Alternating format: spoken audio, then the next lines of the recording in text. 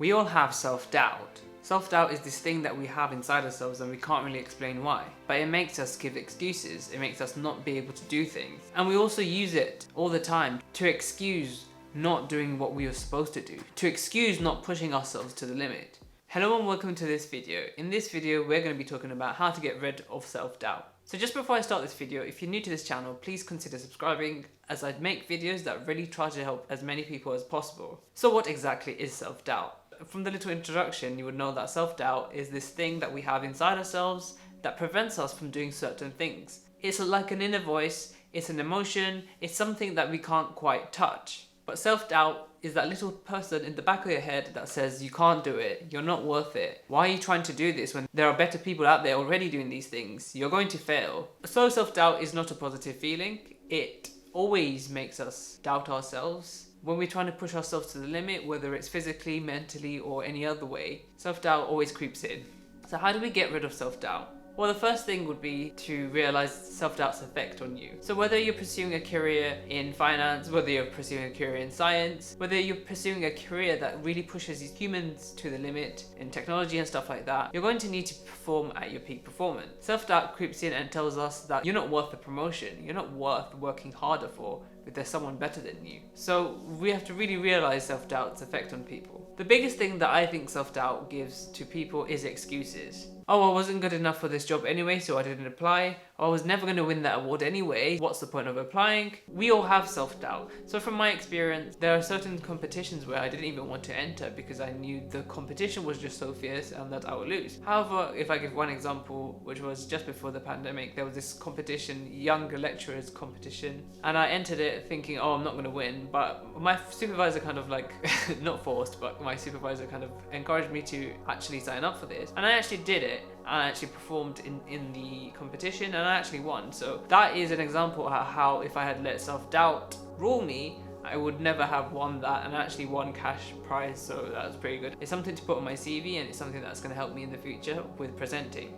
So then my first tip would be is how to get rid of self-doubt, is to get rid of the effects of self-doubt, which is the excuses. Excuses come in all shapes and sizes, and self-doubt fills excuses, and you will be stopped in your career, you will stop in your personal progression if you let self-doubt talk in the back of your head and say you can't do this, you're not worth it, you will never get there. Just remember to wipe out self-doubt and do the things that it's preventing you from doing. Therefore, get in the first step of actually eliminating self-doubt. The second thing I would say about self-doubt is look around and see what are the people around you. Who are you surrounded most by? They say that you are the sum of the 5 people that you surround yourself with. Which kind of means that the people that you're surrounding yourself, the people that you're living with, the people that you're seeing, connecting with every single day, the 5 closest people, whether you're your friend, your family, you are an average of them. So if you surround yourself by people who are giving in to self-doubt, then you'll be coerced into living in an environment with lots of self-doubt. If you surround yourself with people that are doing very, very well in their own domains, then it gives you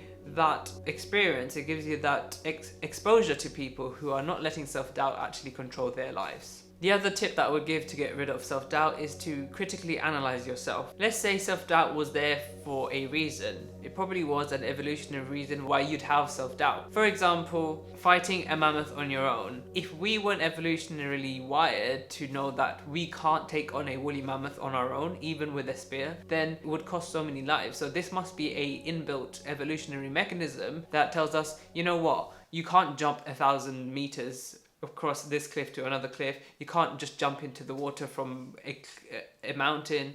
You can't take an woolly mammoth yourself.